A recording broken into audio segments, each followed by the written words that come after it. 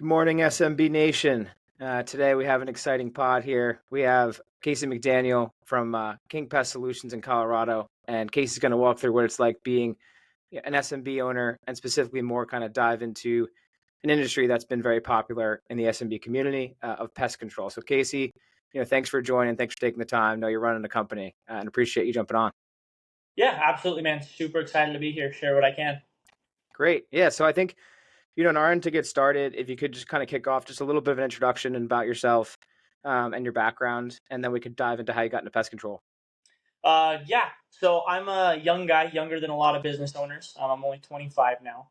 I jumped into pest control during 2020 when COVID hit. A lot of opportunities as far as jobs just went out the door. And my cousin was doing door-to-door sales in Raleigh, North Carolina. Said that if I was good at it, it's kind of uncapped income potential. So I gave it a shot. Went out there, had a pretty decent rookie year. It's a hard work though. I wasn't planning on doing another year of door-to-door sales, and but then they roped me in for a second year. Went back out, didn't love it again, but my cousin and I got real close and decided we had the skill set and the knowledge to start our own. And so in 2022 in March, we started our own company, got our own licenses, started rolling, and we've been doing our own thing in Colorado ever since. Great. Yeah, and that's perfect segments my next question. I think what we really focus on is buying businesses, but what you started with is actually building, and now you're in the acquisitions market. So can you walk us through sort of, what were some of your basic startup costs, how you got started, what was maybe the hard part of getting the thing off the ground, and then, your door-to-door sales approach and how that really got you guys off the ground? Yeah, so there's nothing wrong with buying a business or starting or a mix or whatever you're doing. For me, I was 23 at that time. I was in college. I didn't have a whole lot of cash, and so buying really wasn't too much of an option. Even with my business partner, who's a few years older. So we had to start our own. Had to pick ourselves up by the bootstraps and just get that sweat equity going. So we each put in 5 grand. That's all it took. So $10,000 total. We bought our first round of products. We got our licensing, website, insurance, everything squared away and ready to go. And then we started knocking doors right away, getting sales. The first few sales, we sprayed those ourselves, did all the labor all the way through. I was the one running the office. We didn't have a budget for an office at all. We were actually doing it out of my garage. And then I answered all the phones. We did all the sales. We did all the spraying. A couple of months in, I had a good friend who had worked pest control with us that previous summer in Raleigh, and he was doing the spraying. He was a technician out there. So we hired him. He started doing all the spraying. We focused on sales, and that's how we got it going. It didn't take a whole lot of money. It just took a whole lot of hard work. And the door-to-door sales background is really what boosted it for us. I don't know where we would be if we were just running Google ads and door hangers and just hoping for the best. Going out there, being proactive, getting our name in front of people, getting as many people to sign up right away has really been that flywheel that's led to everything else that we've had. Oh yeah, great. Thanks for sharing. And that's really important for a lot of folks out there is you don't necessarily have to buy something, as you said, just getting it started and starting with sweat equity is a great way to get into an industry and then figure out, if you can make a business out of it. As you guys have. So it's very impressive to, start something like that out of your garage. For your end, maybe go over a little bit of why pest control. Why is this industry something that you believe in? And, maybe some of like the basic economics for folks out there. But it's also been a hot market for private equity firms, et cetera. We'll get into that more. But just from an industry standpoint, what about the industry do you like in terms of the sales cycle, the employees? What about it is something that you can see yourself doing longer term? Yeah, I mean, for us, it made sense. That's the industry we had the sales experience in. We had picked the brain of our past owners and trying to figure out how to get it done. And so I don't think there's anything wrong with some of these guys. That HVAC, is a super hot industry as well. And they leave their corporate job, they go buy an HVAC company. There's nothing wrong with that, but I think it increases the risk, a ton. It was just what we were comfortable with, what we were familiar with, and so that's why we got started in it. And since then, I've looked. I talk on Twitter a lot about our company and the industry as a whole, and I've looked and looked and looked, and there's just so many great things about it. almost 100% recurring revenue, high profit margins, low barrier to entry other than basic licensing. Um, I mean, really, there's I go on and on. There's so many great things about it. The only company with like better margins would be SaaS companies and stuff like that. The labor, there's tons of labor for it. It's not super skilled, and you can do a lot of revenue per technician per employee. So I really like pretty much every aspect about it, and it's just a really stable industry with hopefully really great exit scenarios as long as it kind of stays hot into the future. Yeah, as I mentioned, there's a lot of private equity guys in that space too. So it's always good to have that in case you did want to make an exit, even though right now, you're still building. Um, how about we switched over to that to maybe the business operations a little bit? Can you describe what a typical day is like for you as a business owner? And maybe, walk us through some of the basic services that you offer and how they're kind of implemented. But people just want to get an idea of, if I am an SMB owner, what does that look like from day to day? I describe it to people as, a small knife fight sometimes, but, and you kind of see that on Twitter. So there's putting out a lot of fires, but, you are the owner. You kind of have to deal with a lot of problems of the business, but specifically in pest control, kind of walk us through a day and, what might happen, what might go great and what might not go so great for you. Yeah. If you look at the TikTok and the Twitter influencers, they're going to tell you that if you're a business owner, you wake up and you go to the beach and you drink margaritas, and your employees make you several $1,000s, and then you go to sleep. Um, it ain't that way, especially in the beginning, and especially if you don't put in a ton of capital like we did. It changes a lot in the beginning. I was waking up, handling the emails, taking any phone calls that came in. I'd run the office all day long. If I had to go spray some jobs in there, I would. And then from 5 to 9 p.m., when most people go home, that's when we'd go knock doors and book out the route for the next day. Then we hired a few more people. Last winter, I did have a little bit more time off when things were a little bit more chill, and we had a little bit, I'd say, probably excess labor than we needed. Right now, we're in the middle of it. My business partner is spraying 5, 6 days a week. I am being a second office person, taking overflow phone calls, doing a lot of that, working on an acquisition. And so we're working 40, 50, 60 hours a week for sure. It's not just kicking our feet up and having employees do everything right now. That's hopefully someday, I think we can get there, but it's a long way from there. Yeah, no, absolutely. And I appreciate that. It's as you said, it's not all drinking margaritas on the beach like they make it look on Instagram sometimes. And all over social media. For there, you kind of mentioned too, we'll get into the acquisition in a second. But for your, approach, there is a little bit of seasonality and fluctuations in demand for pest control. How have you managed that aspect of it? I think folks sometimes think, your schedule for the year, your bookings for the year, just a flat lineup, right? It's not that. So how do you kind of handle the seasonality of the bug world and killing bugs? Obviously, summer's a big few months for you, but how's that been? Yeah, so our business model, we typically offer a quarterly service plan, so we are coming out year round. That helps us predict and project how much revenue, how much labor we're going to need the entire year, all the way around. So that does kind of smooth it out a little bit. However, yeah, from April through September, we do get a lot more people calling in, wanting to sign up, wanting to just get a one-time service, dealing with different bugs, freaking out about different things. So we do have to ramp it up. And then, yeah, during the winter, it does kind of fall down just a little bit. But there are some companies that do love the seasonality. They work super hard, just spray during the summer. That's what a lot of franchises, Mosquito Authority, Mosquito Joe, Mosquito Squad, all those, they're pretty much just the summer, take the winters off. We don't like that just because it's a lot harder to get high quality labor for seasonal positions. You can find a lot better labor that's more reliable and dependable if it is year-round employment. So that's one reason for it, so that we've got good people that we can trust going into folks' homes, and so our customers are better taken care of. It also allows us to just do a more thorough job year-round. But that's how we set it up to hopefully just kind of smoothen things out and just make it a little bit easier for projections and hiring, and making sure that we're not overworked, our guys aren't overworked, but also that we do make money. Yeah, thank you. That's a perfect way to think about it. A lot of people out there have to think through. Look, there are some seasonality aspects to some of these underlying, SMBs. So make sure you forecast that before you think about, diving in.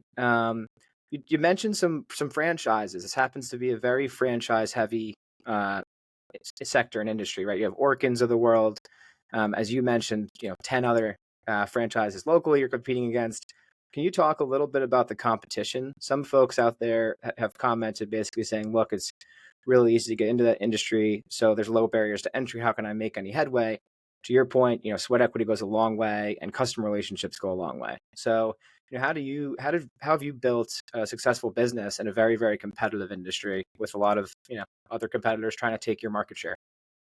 Yeah, I think it's a perfect level of barrier to entry. It's going to keep out. It's not as easy to get into as like house cleaning, where literally anyone can get in. But it's not so hard that you need 10 years of licensing or big capital inputs or anything like that. You do have to get licensed, and that's why the franchise model is so popular, because the franchisor can have that master license, and then you can just kind of ride under that for the first few years until you do get fully licensed. And so it's the easiest way in. They let them in, but then they do take a big chunk of sales to do that. So to compete, one, not being a franchise, we have so much more flexibility on how we set up our schedule. If I want to do a quarterly plan, I can. If I want to come out twice a year or every other month or every single month, we can do whatever we want. We can price high, we can price low. We can use whatever products we want. We just have all the freedom, and we don't have to answer to anybody. There's no red tape or anything like that. So the flexibility allows us to really go above and beyond for customers. And then we can custom tailor each service to their home. It's not a cookie cutter, follow the manual. You have to show up, spray these spots, and leave. We can spend extra time there, really get to know the customer, get to know their property, see what problems they're having, and then find a way to solve those. Um, and then, we can do a contract model where we lock customers into a contract for the first year, or we don't have to. Franchises generally don't allow that. And so it's easy for me to go door to door and switch over their customers to our service all the time. And then our customers are locked into at least a 1 year contract where they have to get familiar with our service. And usually after 1 year, they found that they like it enough that they're not going to go back. So there's just a lot of different ways that I can be flexible, and it provides me a competitive advantage over a big franchise. Yeah, thanks for that insight. It's very helpful for a lot of folks out there. And then our last kind of question here on this intro section is, for your industry, there's a lot of misconceptions, right? A lot of folks think, oh, someone's coming to spray my house and I'm going to get cancer. And maybe in 1950 that was the case, but now that it's 2024, there's been some significant changes. So just wanted to make sure you had a moment to talk about what are some of the misconceptions you see out there in the pest control world. Yeah, I get these comments all the time. Oh, you're trading your health for a few dollars. Oh, you might make some money, but you're gonna have cancer. You're gonna die in your 30s. And yeah, that's just not true. We are branded as an eco-friendly company. Our products are safe. Our procedures are safe. There is required PPE that we have to wear if we are using anything more toxic or anything like that. And so it's just not true. If you're taking the precautions, then you're going to be fine. If you're out there hosing yourself down with our products, then yeah, over a long period of time, you're going to have some issues. But the way we store things, the way we mix things, the PPE that we wear, our procedures, everything that we do is for the safety of clients, their kids, pets, plants, our employees, and the industry as a whole. We're not going and, spraying right next to rivers and dumping chemicals into the sewer. Like that's just not how it is. It's so heavily regulated that I just giggle when people say that me and all my employees are going to die in the next few years, because it's just so far from the truth. We will certainly get to the Instagram comments to show you what we're talking about. But thank you for that oversight. That's important. And that was sort of our intro section. I think next what we can work towards is your new and upcoming exciting possible M&A transaction. And obviously it's still going on. So without giving us too much away, I think what could be helpful for folks is just to hear from someone who's built, right, and is now buying versus buying up front. What advantages do you think that gives you? And then we can dive into more about the transaction, how you think about that, adding it to your current business and integrating and all that good stuff. But at first, just how do you think about building first and then buying, and what advantages it gives you? Yeah, we looked at where we were going to start. I was still going to college in Grand Junction, Colorado, and so that's what made a lot of sense. And then we had considered, just going to a bigger market where there's more opportunity. What we decided was, a bigger area like Denver, Boston, Charlotte, North Carolina, Seattle. There's just so much. There are more people, more opportunity, but there's so much more competition. We feel like we were going to get bullied around, and so we started up in Grand Junction, small population, less than 200,000 people, much less competition. So we could really make some mistakes, use that, and have some training wheels on how to get some operations down, how to have good procedures, and line up some good systems. Now that we have all that in place, yeah, we are going over to the Front Range over near Denver and everywhere over there in Colorado, buying that company. And now we feel like we do have a legitimate chance of competing with the big dogs. And so now that we've got some background experience, we're not scared. We're not going to get bullied. We have a bigger marketing budget. We can get a sales team in there to compete. And I think that being 23, inexperienced in a big market like that, I would have been overwhelmed and it would have been too much. And so we started off real slow, and we decided, hey, if we can only carve out a big enough market here to hopefully provide for ourselves, and that's as big as it ever gets, we'll be happy with that. But if we can dominate this small market, then we're going to go and dominate the big one, and then this thing's going to really blow up. And that's what we're really pushing for at this point. Yeah, fingers crossed. You never know. With those things are always a little bit, hard to close, but I'm Definitely glad you still guys have could go over momentum. there and get trashed. So we're optimistic though. No, I hope it all works out for you. I think instead of talking about the specific deal, just for folks, because I know you're still working on it, we did a review of a BizBuySell deal that got quite a bit of attention and a lot of different comments. So I think what we'll do next for this next portion is I'll bring up the BizBuySell link here if I can work on the technology. And hold on one second. And then what we can do from there is we just want to hear from you on your end, kind of how you look at this deal. So we went and found a Houston, Texas pest control franchisor. They, on their listing, put $800,000 of SDE with what looks like $1 million plus in recurring revenue and high growth. They got a truck here, nice guy inspecting, looking for bugs. And if you look at the overall asking price, they're asking for $3.2 million on the $800,000. And it looks like they have EBITDA is about the same as most of these listings do. For the description, it's a franchisor in 28 city service areas of affordable pest control services. They began the company in 2012 and started franchising in 2016. Their customer mix looks like it's about 60% commercial and 40% residential. And the franchisor entity owns 3 franchisees. And here's kind of a breakdown of their overall cash from that perspective. Let's say you were going to acquire this business, right? What questions would you have? How would you look at it, given what you know from the industry and what your current M&A deal is? How would you kind of size up this transaction from your perspective? Yeah, so a couple things. Right off the bat, they do focus a lot on the $1 million in recurring revenue. Although I believe, yeah, the total revenue, does it say what the total revenue is? Yeah, their total revenue is 2.17. Okay. That was kind of the first red flag, is that only 50% of it is recurring. I know there's different businesses do things different ways. We're almost 95+% recurring, and that's one of the beauties of the industry, is most of it should be, and so that's a little bit low. I'd like to know where all that non-recurring revenue is coming from. Is it $1 million worth of bed bug jobs, or are their operations not super clean and they're selling a lot of one-time services where they should be closing more of those on some sort of recurring basis? Um, the other thing is they've keyed in several times on their low reservice rate, and it says in 2012, they had their original 800 customers, and they still have like 760 of them. Right. It's 2024 now. I would like more updated numbers, and I'm sure that if you talked to the broker and got it, you would get those. But if they had 800 customers the first year, and we're 12 years since then, they should have 10,000 customers or so by now. And it kind of indicates that, but it says that they've served 10,000 customers total and not 10,000 recurring customers. And so it sounds like they're doing a lot of one-time services, which is something that would need to be cleaned up for sure A lot of, to lot of really bed bugs in stabilize Houston, growth. Texas, I guess. Yeah. Yeah, I mean, that's a lot of it. But to do that much revenue in one-time services on a low-ticket item like pest control is phenomenal. But if they could turn that more into recurring, then that would also reduce their labor costs, because you can have fewer folks on and you project that. So few red flags. I do like that they are a franchisor, which means any of those other people that have franchised with them, they do get those royalties. Um, I don't like franchises in general, and I wouldn't buy into a franchise. I wouldn't recommend anybody do that because of what I explained earlier. All the red tape, all the rules, high costs to buy into it. You're going to lose a lot of customers to smaller local companies, door-to-door companies, all those sorts of things.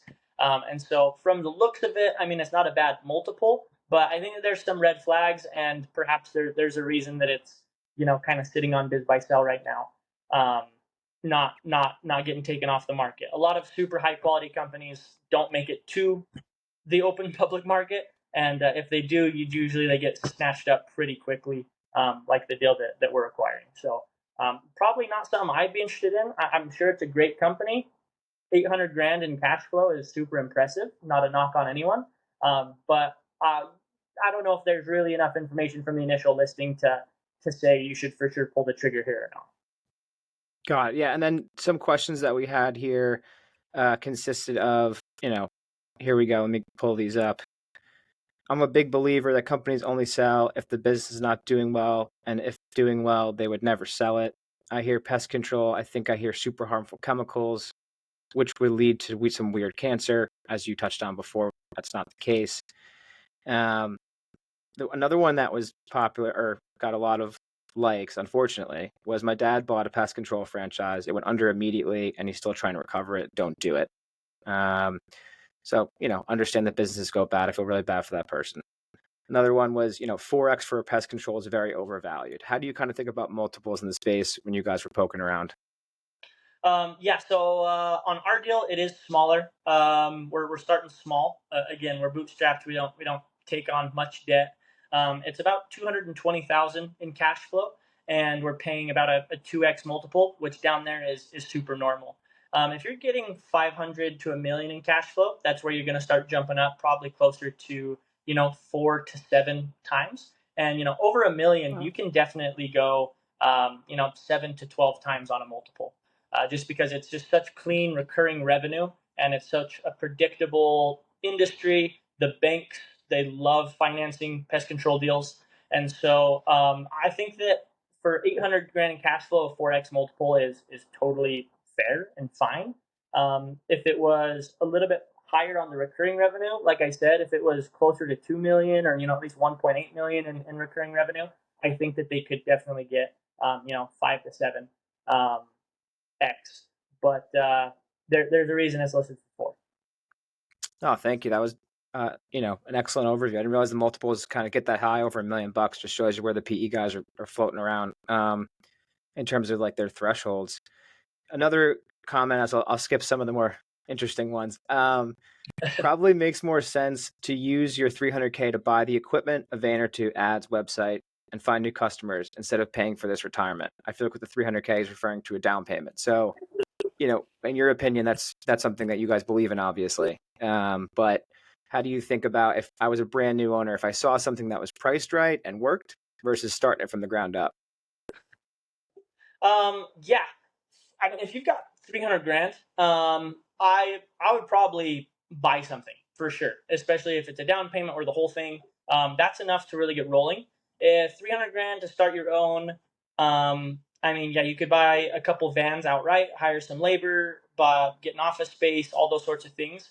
Um, it's it's going to be tough to hire like a really high quality door to door team with that small amount. And even if you put all that money into advertising, you're not going to see the return fast enough. So I think that if you do have a substantial amount of money, I would definitely buy. If you don't have that much, I think that starting your own is the way to go. But yeah, if you got 300K, I mean, an SBA loan, you can get a $3 million business. It's going to be cash flowing pretty nice just from the beginning. So I would definitely go that route. Thank you. Yeah, that you answered some of these next questions, so we don't have to do those, which is great. On the last one that we have here, one was about licensing. An individual wrote in saying here in California, you have to have special licenses to operate a pest control. Obviously, California is known for a lot of regulation, like in New York, right? It obviously varies state to state, but in your Colorado experience, how was the licensing part of it? And was it painful? Was it easy? Do you know if it's hard in different states, et cetera? Yeah. Pretty much all states are very, very similar. There's a higher kind of master license that you have to operate the business. And then everyone that's actually going to go to homes and perform services needs a lower operator's license. The lower operator's license, you can study for the test, show up at the testing center, take it. It's really not that difficult and get that. And that can get you to go spray for a pest control company, go spray for Orkin, come spray for us, any of that sort of stuff. Then depending on the state, typically you need 1 to 3 years of experience in that role before you can move up and take your master license.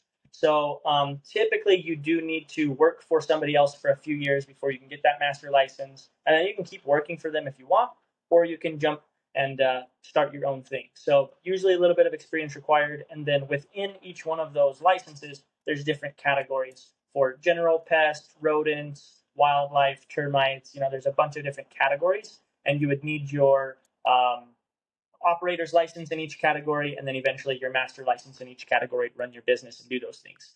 But your initial licensing, not difficult, and then you just kind of need some experience, put in the years to get that higher license. Perfect. And to finish up here, we're going to talk a little about your offering for your website, because obviously, as you guys have now seen, Casey knows a lot more about bugs than I will ever know. And, his team has developed a little bit of a business out of a box if you would like to work with their team. And I think we'll just start here because, given how we talked about all the different franchisors in the space and franchisee models, talk about, Casey, how you and your team are helping other folks figure out how to start their own pest control business out of a box with, full offerings. It includes models, sales manuals, SEO, tech stack, everything to run your own business. And these guys will help you, get there. But we wanted to give you the chance to talk to other folks out there who might say, hey, I want to work with you guys. How do I do it? Yeah. So we kind of have an anti-franchise concept. Like I've said several times, not a huge fan of franchises. Our big thing is don't put in 80 or 150 grand into Orkin, Mosquito Squad, Terminex, one of these things, because they're going to eat your money and they're going to tell you, hey man, go wrap your vehicle. So what we do, very, very cheap upfront. Right now for the basic package, it's $1,500 for all of our manuals and everything. On top of that, these franchises are going to take 10-12% of your sales. Then they're going to take marketing, and then they're going to take, you're going to have to use their software systems and blah blah blah blah blah, and then all the red tape and all the rules and everything. If you want to own your own business, this is just a manual. It's very robust. It's everything you need to start your own company. We don't force you to do anything. We're not a franchise. You can't use the King Pest logo. You start your own company, but we're there to guide. You can also pay us additional for consulting and some help there.